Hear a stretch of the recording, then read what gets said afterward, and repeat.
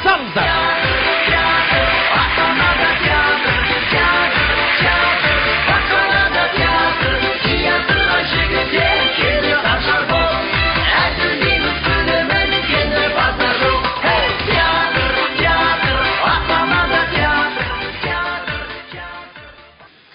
Осы кісі құртқан бәрін. Бүкіл өмірімді быт-шыт қылды. Өзім ауылда жүргем, Қызылорда Тереңөзек деген ауыл бар аржанда, Қалжан Ахун дейтін.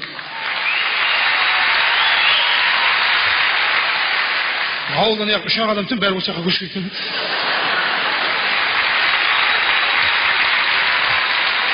Сөйтіп мектеп бітірдім ғой мен.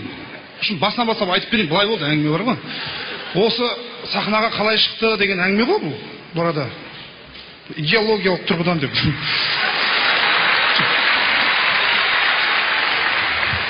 Мектеп бітірдім.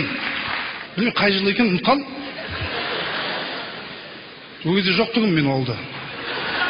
Класстастарым бітірді деп, әртіс болып кеткенмін ғой мен. Өзім.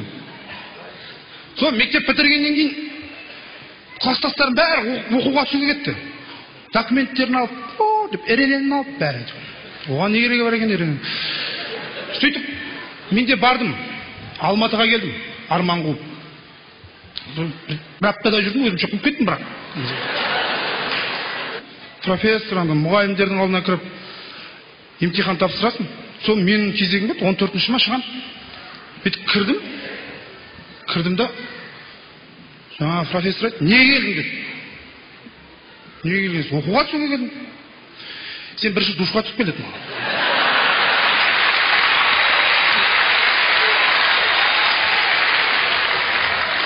Түсінбей қалдым, душыныз деп. Ойлам, душыныз деп бүйтті.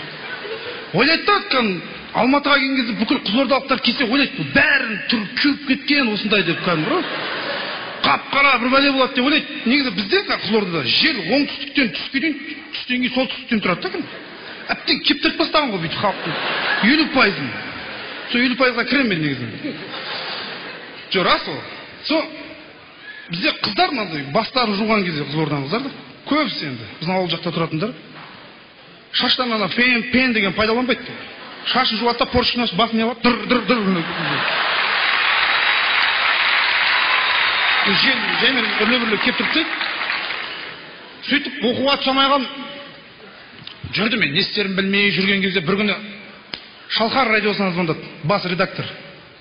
Алматыға келіп кеткенін көрген ғой.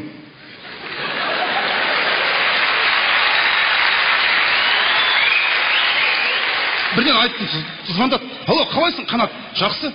Қанат, сен ауылда бос жүр екенсің, оқуға түсе алмапсың. Сен бізге жұмысқа келеді радиоға. Бейші болып. Ойлақпан, бейшісін естіп. Радиода қалай билейсің ғой? Одан нетсе болмайды ғой деп қоям өзім. Сөйтіп жарайды деп келістім, әйтеуір. Сөйтіп жүрген кезде бір күн Тұрсынбек звондады. Солады осы кісі. Көзі тірі, өзі тұр. Келді да бірден маған айтты. Звондады. Алло, Қанат, жақсы, қалай жағдайың? Жақсы. Қанат, сен бейт, біз осы 23 сентябрьден бастап біз театр ашып жатырық деп. Енді не қылайын дедім. Бүйтіп айтқан жоқпын, әшесіздерін алда пантау айтады оққан. Театр ашып жатырық деп.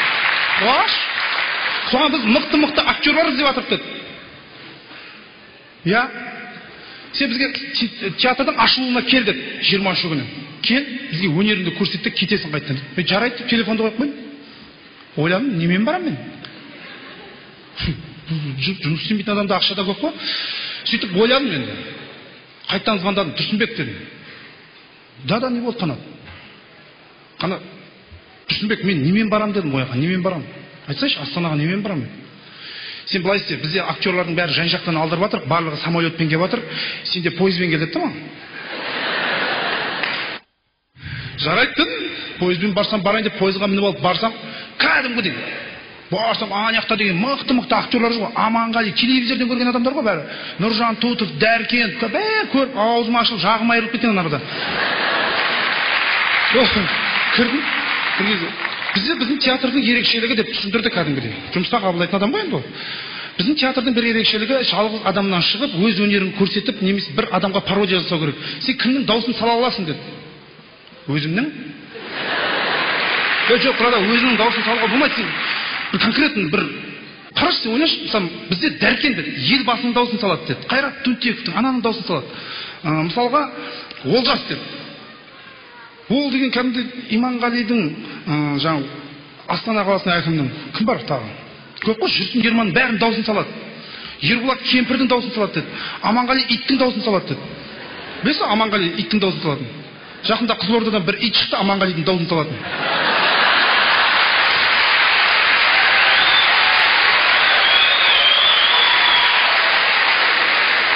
Сосын мен тұрдым да айттым. Жәнібектің дауысын салам дедім. Ол кім дейді? Көршім ауылдағы. Ол болмайды ғой деді. Сал деді. Деп, алдында тұрдым үндемей. Болсай дейді. Мұлғау ғой ол.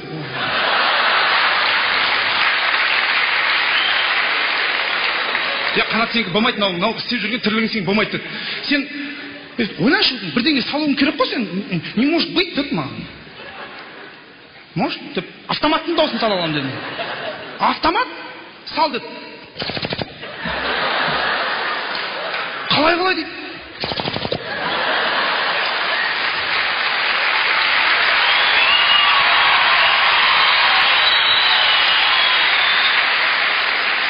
Тағыстыршы. Тағы. Тілім жүріп қойды мына. Бүкіл актерлар өзі естіп қойған ғой, мен хит болып кеткен ғой. Бүкіл актерлар бірінен соң бірге батыр, сал. Жаңа Ерболат деген білесіздер ғой жаңа, әже болып шыққан. Действительно әже, мяу, кәдімгідей бар ғой. Келді, қанаты күшті салады екен ғой, салшы, шақшақ кеткенсің ғой. Өзін салшы деп қойсын. Шашақ кетті мана. Сол не керек? Астанада конгресс холда кәдімгі концерт берді, автоматтың. Бүкіл зал екен жыртылды анда. Эфир болып кәдімгі бүкіл ел танып алған. Жұлдыз болып кеткенсің ғой уже. Тойға шығып кеттім ақыры сонда. $1000 шығам. Крем, тим.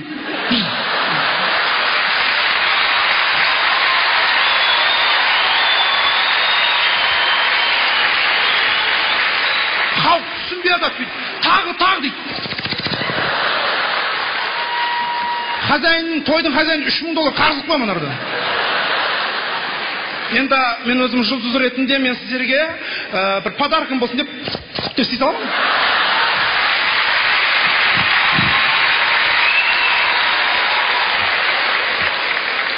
Сөйтіп театрға кіріп кеттім.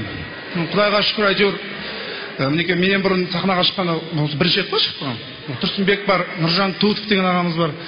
Жаңа Ерболат, Аманғали деген жігіттердің арқасында құдайға шүкір сол кісілерден әйтеуір білмегенімді үйреніп, білгенімді үйретіп жүрмін әйтеуір.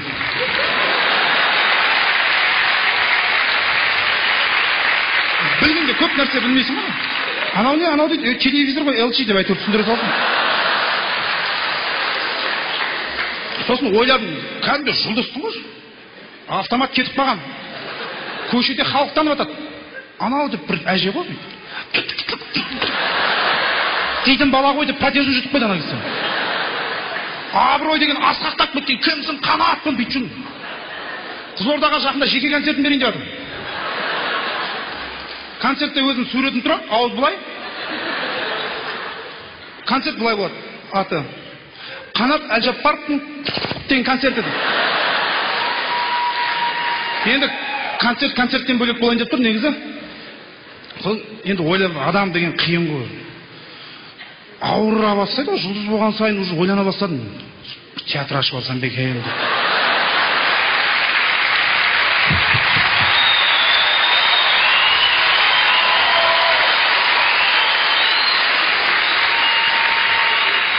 Оны аштым. Қызылордаға барып, сентябрьде хит болды ма сентябрьде? Октябрьде бірден барып ашықтым. Не керек бар маған дедім, біреудің қарамағында жүріп дедім. Өзім неге өмір сүрмеймін мен дедім. Сөйтіп Қызылордаға барып 4-5 жігіт жинап алдым. Пистолеттің, танкінің дауысын салатын.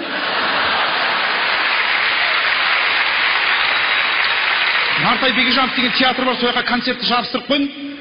Оружие без опасно деген концерт театрдың аты солай болды. 4-те сосын 7-те 2 сеансқа қойып қойдым. 4-те кәдімгідей аншлаг болды, екі қатары. 24 адам келді, өз туысқандардың бәрі сол екен. В общем, не керек, сол театр бар ғой, кәдімгі 4-те ашылды, 7-те жабылу болды ғой. Білдім, өмір сұрамайтын білдім да мен анарда.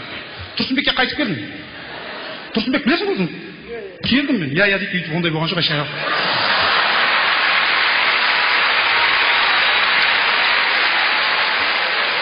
Тұрсынбекке келіп айттым. Тұрсынбек, мен театрымды білесің. Мен театр ашыптан білесің. Барлық документ бәрі жақсы. Сен давай бүкіл артистермен кел дедім да қарамағыма. Сен не мазақ тұрсың ба, бір бәле деп ұрысып тастады. Сосын енді ұялдым да енді, тәке дедім, кешір, менде бір шамал жұлдыз ұстап қалып, менен ондай күтпеңіз, болашақта ондай қайталанбайды, қайтадан алыңызшы дедім. Ол тұрды, сен жарты ставкамен аламын деді жұмысқа. Алыңыз дедім. Жарты ставкамен жұмыс қалып, сахнаға шығарды, тағы бір концерт болды бір жерде. Шықтық та. Тұрсынбек, не істеп жатсың? Жарты ставка ғой, жарысын айтам, жарысын айтпайын дедім ғой. Әйтеуір, мен сөйтіп актер болып, әйтеуір аман есен жүрдім да сонда.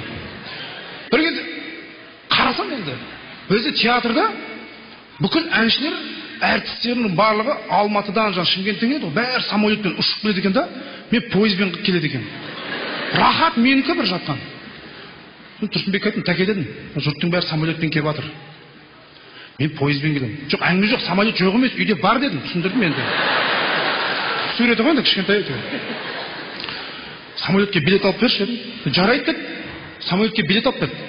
Сөйтіп, 3-ші концертке, 3-4 концерт беріп тұрғанбыз ғой негізі.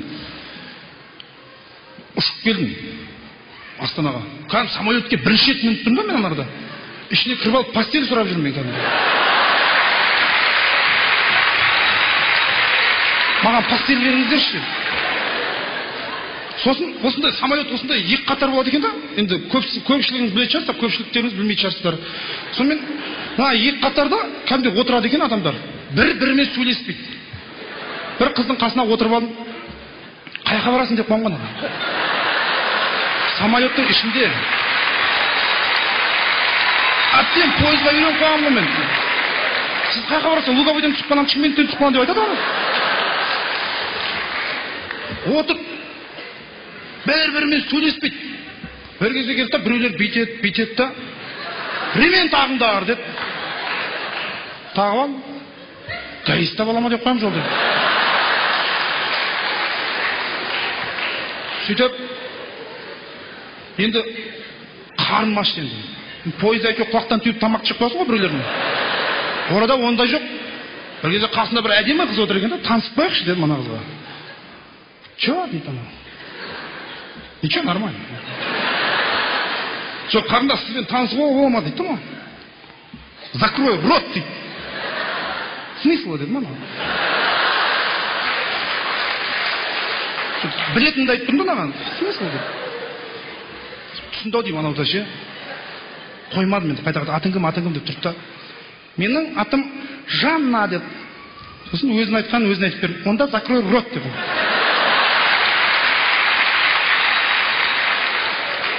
Сөйтіп самолеттен түстім ғой, әйтеуір аман есен, әйтеуір ештеңе болған жоқ, 2,5 сағатта ұшып келдік. Келсем, Аманғали күтіп алды. О, қана жүр екеуміз, бассейнге барайық деді. Давай кет. Бассейнге суға түсуге бардық. Хан шатырына. Европа екен ғой кәдімгі. Суға түсіп жүрсек, бір 2 маймыл адамдарға жағалап суға түсіп жүр. Ой, анан қара деп жүрдік екенбіз. Бір кезде охранниктер кетті аналарды. Маймылдар сендерге суға түсуге болмайды деп алып барады да анау сурет. Сөйтсе жаңа маймылдар айтып барады, неге болмайды? Қанатпен Аманғалида түсіп жүр ғой деп қойды.